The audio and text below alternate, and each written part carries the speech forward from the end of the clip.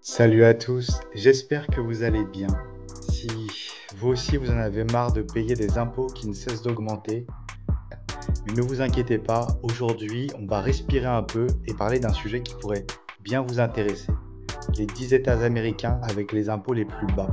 Si vous rêvez de vivre dans un endroit où vos impôts sont plus supportables, voire carrément bas, alors vous êtes au bon endroit. On va découvrir ensemble les États où les taxes sont moins lourdes et où franchement vous pourriez garder un peu plus de votre argent durement gagné.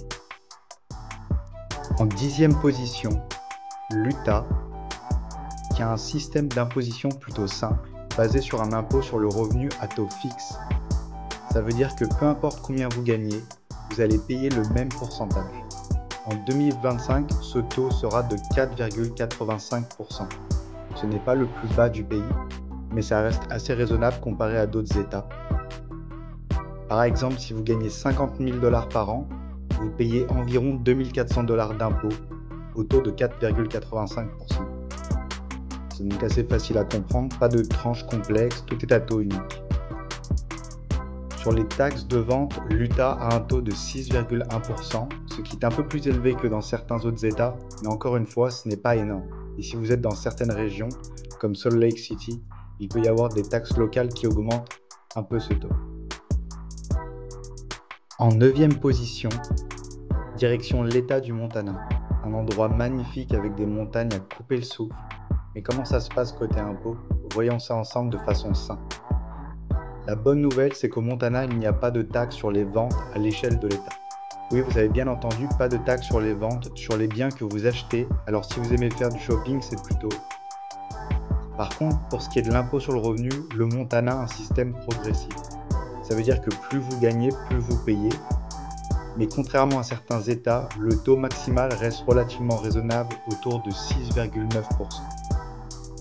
Le Montana, c'est un peu le paradis pour les acheteurs, vu qu'il n'y a pas de taxe sur les ventes, mais comme dans beaucoup d'États, l'impôt sur le revenu va augmenter avec vos revenus. C'est un système plutôt équitable, mais un peu plus coûteux si vous êtes bien payé. En 8e position, l'État du New Hampshire. Une montagne imposante, mais une politique fiscale qui surprend. Voyons ça ensemble. Commençons par la bonne nouvelle, le New Hampshire est l'un des rares États qui ne prélève pas d'impôt sur le revenu personnel.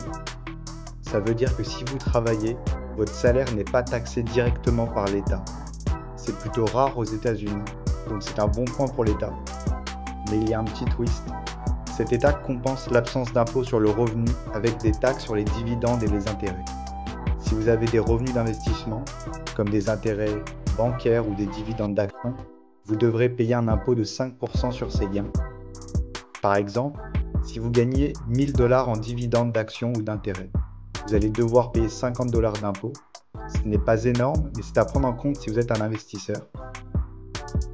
En résumé, le New Hampshire est un État sans impôt sur le revenu, super avantage pour ceux qui ont un salaire élevé, mais attention aux taxes sur les dividendes et les intérêts si vous êtes investisseur, et bien sûr quelques taxes sur les ventes et certains services. Une fiscalité assez unique qui peut vraiment plaire à ceux qui cherchent à maximiser leurs revenus nets. En 7e position, on se dirige vers un État du sud des États-Unis, le Tennessee. La grande bonne nouvelle dans cet État, c'est qu'il n'y a pas d'impôt sur le revenu personnel, comme dans le New Hampshire. Donc plus vous travaillez, plus vous gagnez de l'argent, et vous ne payez pas d'impôt sur votre salaire. Mais attention, il y a quand même des taxes sur les achats. Le Tennessee applique un taux de taxe sur les ventes de 7%, ce qui est plutôt standard dans beaucoup d'États. Donc par exemple, si vous achetez un produit pour 100 $, vous allez payer 7 $ de taxes, ce qui est assez classique. Il y a un autre point à savoir, le Tennessee avait une taxe sur les intérêts et les dividendes, mais elle a été supprimée en 2021. Donc si vous êtes investisseur, c'est une excellente nouvelle, vous ne payez plus cette taxe sur vos gains. Donc pour résumer, pas d'impôt sur le revenu, des taxes de vente à 7% en moyenne et plus de taxes sur les dividendes ou les intérêts. Le Tennessee est définitivement un État où on vous laisse un peu plus d'argent dans la poche. En 6e position, direction le Dakota du Sud, l'État du Mont Rushmore, qui ne fera pas trop pleurer quand vous regarderez vos impôts. La bonne nouvelle de cet État, c'est qu'il n'y a pas d'impôt sur le revenu. peu importe combien vous gagnez, vous ne payez pas d'impôt sur votre salaire ou vos revenus personnels. C'est un avantage énorme pour ceux qui veulent garder plus d'argent. C'est l'un des rares États à ne pas prélever d'impôt sur le revenu, comme le New Hampshire et le Tennessee. Donc si vous êtes là-bas, vous profitez pleinement de chaque dollar que vous gagnez. Et comme vous pouvez l'imaginer, l'État compense ça un peu ailleurs, avec une taxe sur les ventes de 4,5% sur la plupart des biens. C'est quelque chose à prendre en compte, ce n'est pas forcément très élevé. Donc pareil, si vous achetez quelque chose pour 100 $, vous allez payer 4,5 $ en taxes. Donc pour le Dakota du Sud, pas d'impôt sur le revenu, une taxe de vente de 4,5%.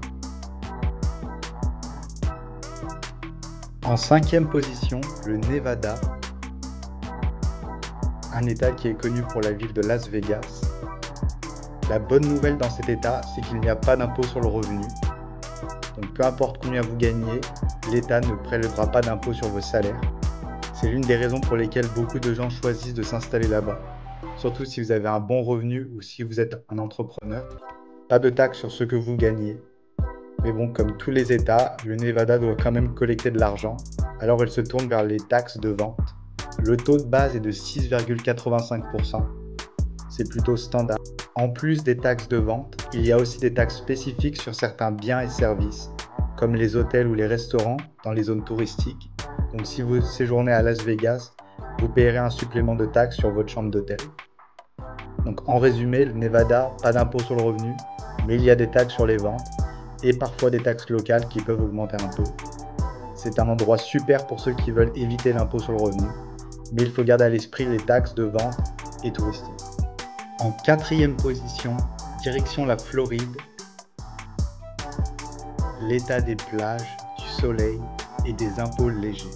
La super nouvelle en Floride, c'est qu'il n'y a pas d'impôt sur le revenu.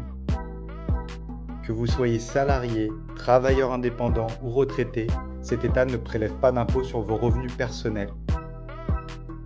C'est l'une des raisons pour lesquelles la Floride est super populaire, surtout pour les retraités ou ceux qui veulent garder plus de leur salaire.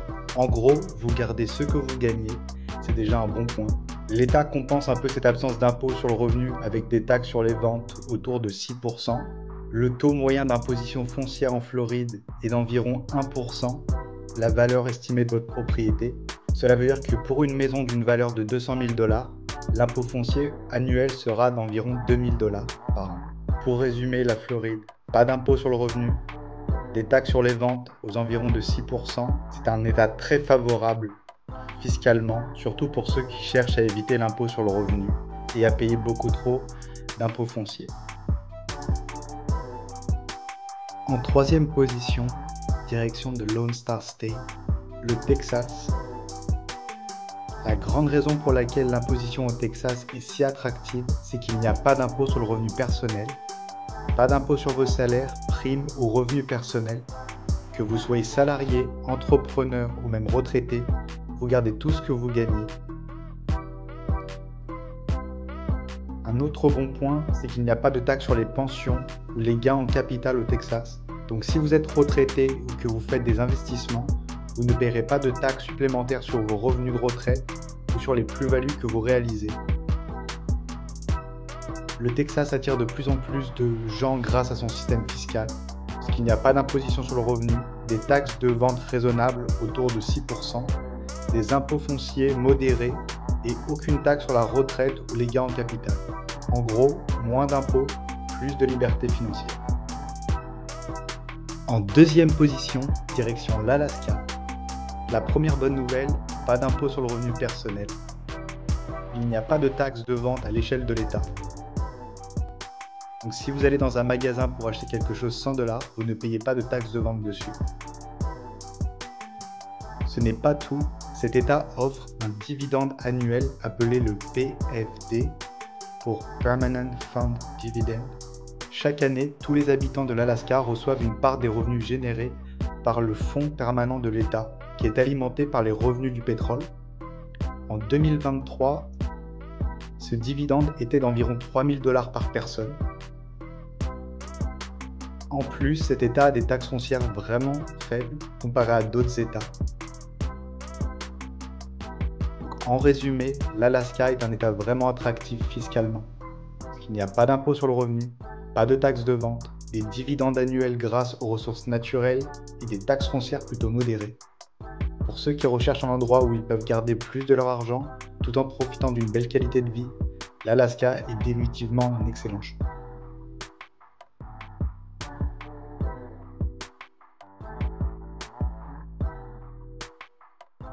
Et la première place revient à l'État du Wyoming, qui est considéré comme un paradis fiscal pour plusieurs raisons.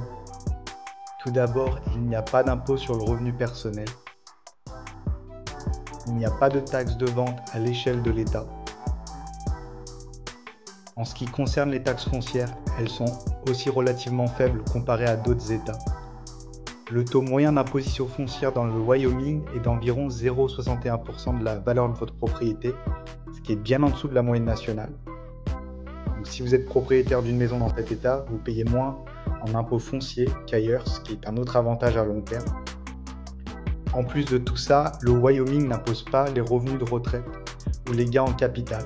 Si vous êtes retraité ou si vous réalisez des bénéfices sur vos investissements, vous ne payerez pas de taxes supplémentaires sur ces revenus. En résumé, le Wyoming est un endroit super attractif si vous cherchez à payer moins d'impôts. Il n'y a pas d'impôt sur le revenu, pas de taxes de vente à l'échelle de l'État, des taxes foncières modérées et aucune taxe sur les pensions ou les gains en capital. En gros, plus d'argent pour vous et moins de stress fiscal.